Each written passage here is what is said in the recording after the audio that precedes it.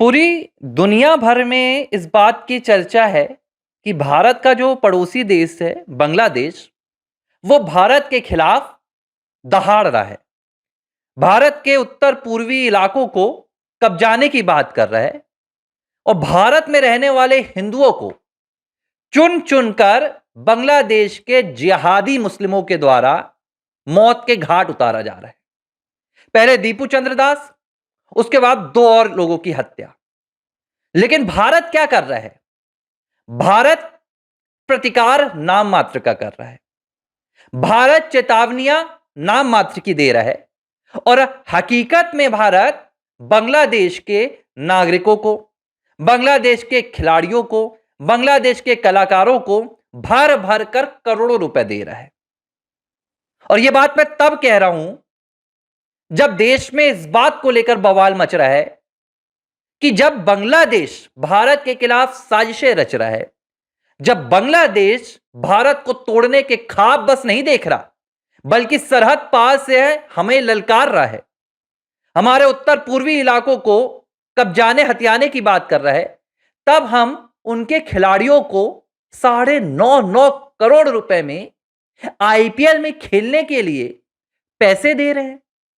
IPL में खेलने के लिए देश बुला रहे हैं, आरती उतारेंगे, उनकी स्वागत करेंगे। और सिर्फ इतना ही नहीं होगा, जब आईपीएल खेलने आएंगे तो बाकायदा उनको भारत की कंपनियां विज्ञापन देंगी, तरह तरह से उनकी कमाई होगी और इस कमाई को लेकर वो वापस बांग्लादेश जाएंगे और फिर वो भी बांग्लादेश के नागरिकों के साथ मिलकर भारत तेरे टुकड़े होंगे जैसी बातें करेंगे। लेकिन सवाल यह हो रहा है कि अब इसकी जिम्मेदारी किसकी है? क्योंकि सरकार पर तो सवाल उठाना कहीं ना कहीं अब खतरे की घंटी सी लगने लगा है। और यह बात मैं क्यों कह रहा हूं? क्योंकि देश इस वक्त यह सोचने पर मजबूर हो गया है, परेशान हो गया है कि यह गुनहगार कौन है जो बांग्लादेश के खिलाड़ियों को भारत बुला रहा है। शाहरुख खान गुनहगार है जिसने मुस्तफिजुर रहमान को 9.5 करोड़ रुपए में खरीद लिया। बीसीसीआई गुनहगार है जिसने आईपीएल में बांग्लादेशी खिलाड़ियों को खेलने की इजाजत दे दी। आईसीसी गुनहगार है जिसके मुखिया जय शाह है, गृह मंत्री अमित शाह के बेटे। या गुनहगार भारत की सरकार है जो अपनी आंखों के सामने भारत के खिलाफ षड्यंत्र देख रही है, भारत के खिलाफ साजिशें देख रही है, हिंदुओं की मौत देख रही है और उसके बाद भी खामोश है। अब पूरी चर्चा बता रहा हूं मैं क्यों हो रही है।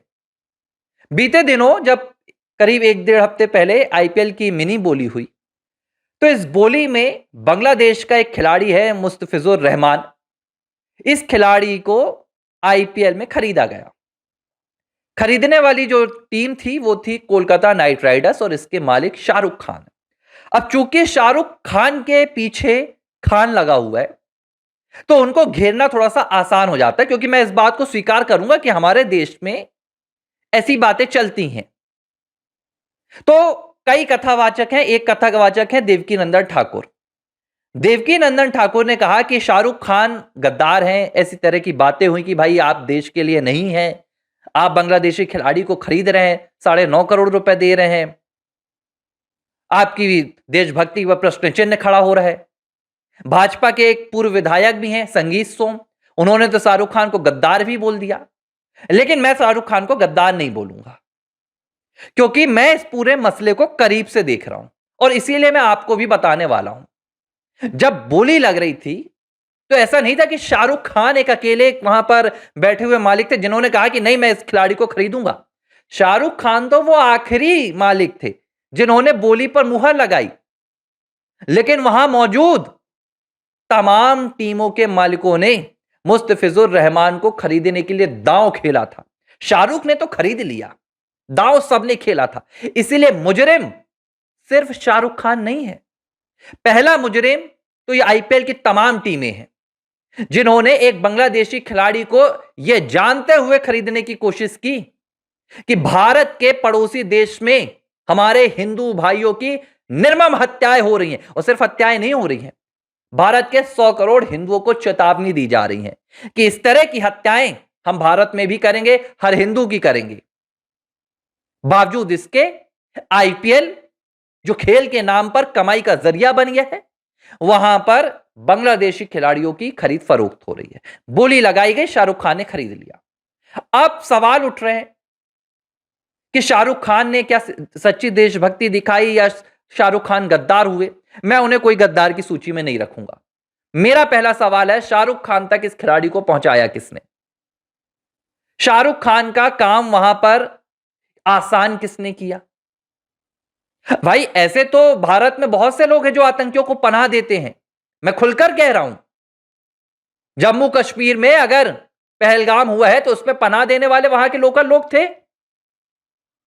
26/11 हुआ था तो भारत तक पहुंचाने वाले कौन लोग थे? संसद हमला हुआ तो वहां तक पहुंचाने वाले कौन लोग थे?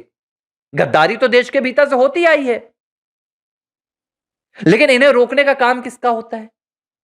अब पहली बात आती है कि बीसीसीआई, भारत के भीतर खेल को लेकर, क्रिकेट को लेकर जो भी फैसले होते हैं उसकी जो सर्वोच्च संस्था है वो है बीसीसीआई। बीसीसीआई में इस वक्त जो मुख्य अधिकारी हैं वो देवाजीत सेकिया है और दूसरे मिथुन मनहास हैं, प्रेसिडेंट और सेक्रेटरी। बीसीसीआई ने बांग्लादेशी खिलाड़ियों पर बैन नहीं लगाया। किस तरह बैन नहीं लगाया? जिस तरह पाकिस्तान के खिलाड़ियों को आईपीएल में खेलने पर बैन लगा हुआ है। जवाब मांगा गया तो बीसीसीआई ने कहा कि बांग्लादेश हमारा दुश्मन मुल्क नहीं है। अब यह बड़ी अपने आप में हैरान कर देने वाला जवाब है। एक देश जिसकी जिहादी मानसिकता रखने वाले अधिकारी, नागरिक, नेता खुलकर हमारे उत्तर पूर्वी राज्यों को हथियाने की बात कह रहे हैं, काटने की बात कह रहे हैं, और बीसीसीआई की कौन सी हैसियत है कि बीसीसीआई कह रहा है कि बांग्लादेश हमारा दुश्मन देश नहीं है? तो बीसीसीआई को जाकर गले लगा लेना चाहिए यूनिस खान को और शाबाशी देनी चाहिए कि आप हमारे देश के, जो हमारी हिंदू आबादी को जो आप खत्म कर रहे हैं बांग्लादेश में, ये बहुत अच्छा काम कर रहे हैं। आप तो हमारे दोस्त हैं अगर दुश्मन नहीं है तो। दूसरी बात, फिर दुश्मन तो पाकिस्तान भी नहीं है, क्योंकि इस वक्त पाकिस्तान और बांग्लादेश में कोई अंतर नहीं है। वो आतंक फैलाता है, इनकी मजाल नहीं है, ये इसलिए कर नहीं पा रहे हैं। दोनों एक ही काम कर रहे हैं, भारत विरोध, फिर एक दुश्मन एक दोस्त कैसे?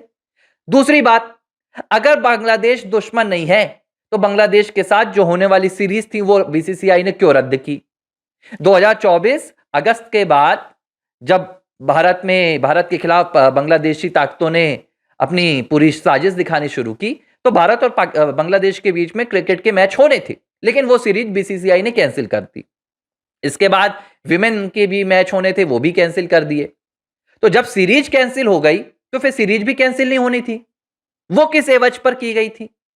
क्योंकि आईपीएल में ज्यादा मुनाफा होता है, आईपीएल में ज्यादा फायदा होता है, आईपीएल के पीछे बड़े बड़े बिजनेसमैन लगे हुए हैं, तो बांग्लादेशी खिलाड़ियों को बुलाया जा रहा है। अब मैं बीसीसीआई को भी किनारे कर देता हूं। अब हुआ क्या कि सुप्रिया श्रीनेत हैं, कांग्रेस की प्रवक्ता हैं। मैं उनके साथ कोई बहुत इत्तेफाक नहीं रखता हूं। भारत विरोधी, देश विरोधी बयानों के लिए उनकी एकदम फौज तैयार रहती है। लेकिन उन्होंने एक सवाल पूछा और उन्होंने कहा कि गृह मंत्री अमित शाह के बेटे जय शाह आईसीसी के मुखिया हैं, तो ये जय शाह से सवाल पूछना चाहिए कि बांग्लादेश के खिलाड़ी कैसे भारत आ रहे हैं। अब कुछ भाजपा के समर्थक जाकर सुप्रिया श्रीनेत को ट्रोल करने लगे कि भैया जय शाह तो आईसीसी के हैं और ये जो फैसला लिया है ये बीसीसीआई ने लिया है। अरे यार देखो, अगर आंख मूंदनी है तो मूंद लो, ये बात मत बोलो कि पूरा भारत देश अंधा हो गया है। जय शाह एक ऐसे फिलहाल एडमिनिस्ट्रेटर हैं जिनका सिक्का चलता है अंतरराष्ट्रीय क्रिकेट में, बीसीसीआई हो, आईसीसी हो, कहीं हो। इतनी ताकत है आज जय शाह के पास कि अगर जय शाह चाह ले तो एक सिक्का यहां से वहां नहीं हो सकता। तो क्या आप यह कह रहे हैं कि बीसीसीआई के ऊपर जय शाह का कोई कंट्रोल नहीं है? अरे नहीं है कंट्रोल। जय शाह एक भारत के नागरिक तो हैं। क्या जय शाह रिकमेंडेशन नहीं दे सकते थे कि please do not include Bangladeshi cricketer as Hindus are being killed inside their nation? इतना कह देने पर क्या हो जाता? एक सजेशन दे देते कि आप ऐसे देशों को अपने देश में मत बुलाइए, ऐसे खिलाड़ियों को जिनको लेकर क्रिकेट का विरोध हो सकता है। मैं नहीं कह रहा कि आप देशभक्ति कीजिए, आप क्रिकेट की भक्ति कर लीजिए। अब चलो जय शाह को भी किनारे कर दो। सबसे बड़ी जिम्मेदारी किसकी होती है? क्योंकि जब मुस्तफिजुर रहमान भारत आएंगे तो भारत की सीमा से आएंगे। एक तरफ हम बंगाल में परेशान हैं, बांग्लादेशी घुसपैठियों ने हमारी बंगाल को बुरी तरह से चोटिल कर रखा है। असम में हम परेशान हैं, वहां पर बांग्लादेशी घुसपैठी आ रहे हैं, लेकिन भारत सरकार बांग्लादेश के खिलाड़ियों को आराम से देश में आने देगी, भारत सरकार उन्हें खेलने देगी, हमारे टैक्स के पैसों पर, हमारी सड़कों पर, हमारे स्टेडियम पर वो मौज करेंगे, 10 से 15 करोड़ रुपए कमाएंगे, ले जाएंगे, फिर बांग्लादेशी नेताओं को देंगे और वो बांग्लादेशी नेता भारत के खिलाफ, भारत के हिंदुओं के खिलाफ षड्यंत्र रचवाएंगे। क्या हम बांग्लादेशी खिलाड़ियों को बैन नहीं कर सकते जब तक कि हालात नहीं सुधर सकते, जब तक कि वहां पर हिंदुओं को लेकर स्थिति ठीक नहीं हो सकती? यह कह देना कि यह बीसीसीआई का फैसला है, बीसीसीआई क्या भारत सरकार से बड़ा हो गया? बीसीसीआई का हक क्या प्रधानमंत्री नरेंद्र मोदी से ऊपर हो गया? देखिए, इस बात को समझिए, राष्ट्र सर्वोपरि है, सरकार सर्वोपरि नहीं होती। हम इस बात के लिए सरकार से जवाब मांगेंगे कि अगर भारत वाकई में हिंदुओं की सुरक्षा के लिए भारत की सरकार जवाबदेही रखती है, तो क्या यह नैतिक हमारी जिम्मेदारी नहीं बनती कि बांग्लादेश को हम जवाब दें कि हम आपका बॉयकॉट कर रहे हैं? क्या हमने सिंधु जल समझौता रद्द नहीं किया था? क्यों रद्द किया था हमने? क्या हमने पाकिस्तान की फ्लाइट्स बंद नहीं की थी? पाकिस्तान के साथ बिजनेस से लेकर क्रिकेट तक तमाम हमने रिश्ते नहीं खत्म किए? तो अब बांग्लादेश को छूट क्यों? सीधी सी बात है, देश को बेवकूफ बनाने का काम बंद होना चाहिए और सरकारों के प्रति जवाबदेही तय होनी चाहिए। कांग्रेस ने जो गलतियां की, देश भुगत रहा है, लेकिन अब सरकार अपनी गलतियों पर पर्दा डालने के लिए कांग्रेस को अपना मुहरा नहीं बना सकती। सुप्रिया सेनेट क्या कहती है, वो अनपढ़ है, उसे नहीं पता बीसीसीआई का अंतर, आईसीसी का अंतर, वो सुप्रिया जाने, लेकिन हमें पता है कि भारत देश में किसी को भीतर आने की अनुमति भारत की सरकार देती है, ना कि बीसीसीआई। एबीसी हिंदी न्यूज, आज ही जुड़िए हर खबर के साथ।